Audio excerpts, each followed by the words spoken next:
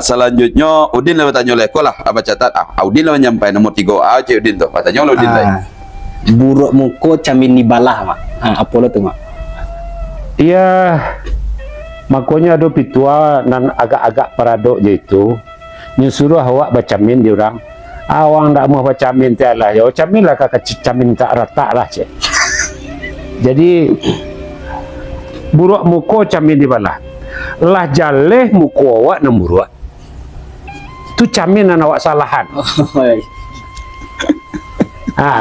lah jaleh perilaku awak nanda elok awak timbul ke orang lain kan ada sikap dalam perilaku individu di kampung awak kau di negeri awak indak di Padang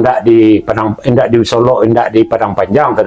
indak di Semarang indak di Kota Padang yang sama ada tu jadi ada orang kebiasaan di negara kau baik di dalam kaum Jordan sana menimpulkan kesalahan ke orang lain paduan lah jaleh muko awak namburuak awak kecen orang lain camin di balah buruk muko camin di balah jadi janganlah ditimpun kesalahan ke orang lain kalau salah akui bahasa lainnya lempar batu sembunyi tangan kalau gini kalau dahulu supaya jangan terjadi menimpun kesalahan ke orang lain itu latihan mainnya main gampar namanya sama suara anak ada main gampar namanya batu kat salah kau letak di kaki tu ditembak jarak batu dua langkah 2 meter di muka jok kaki tadi salangkah lo boleh majunya tembak itu itu permainan dan sangat hebat mendidik kesantunan kalau kalah awak perjanjian awak dukung orang 2 balik atau sebalik jadi dia mengakui keunggulan lawan itu istilahnya ndak dada saya dicurangi dah jaleh baju orangnya nawala kian atau saya dicurangi dah ndak mengakui keunggulan orang lain jadi makanya janganlah mampu awak tu sembunyian tangan tu nyandaknya kan kalau awak mengali lubang bertanggung jawab awak di lubang tu makanya jadi aku cek mak tadi baju loren wah iya mendadak saya dicurangi saya dikriminalisasi iko nan namanya apa tadi mungko buruk camin bala iya satu dan kedua sesuai je tu sesuai je dan cek lai namanya nan pertanyaan dari Syudin tadi buruk camin mungko di balah buruk mungko camin di balah buruk mungko camin di balah tadi sama aja itu jadi janganlah awak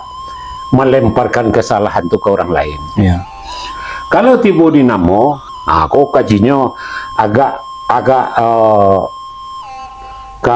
namanya ke falakiah orang yang biasanya tumpuan kesalahan tuh itu orang nama W pangkanya wow Wirman tu Budin masuk dah Budin masuk dah kalau wow itu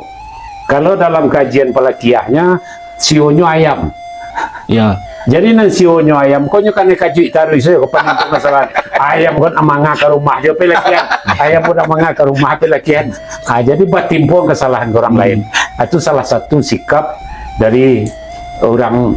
kalau di rumah tangga hanya kan berang taruh itulah kau salah kau hati kau menangis kau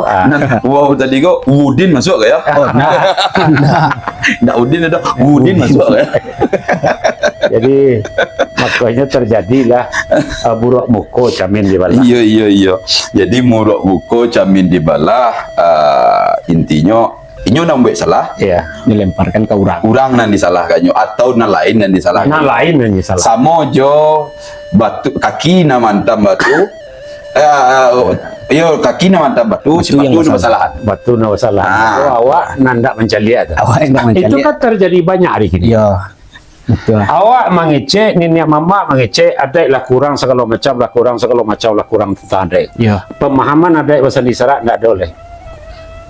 Kan itu yang terbanyak ini. Ya. Nggak solusinya cari ada. Termasuk penjabat kepala-kepala daerah menyalahkan namanya. Buatlah aplikasinya supaya berubah balik banyak. Buatlah teorinya banyak. Mencari salah kau nak nemu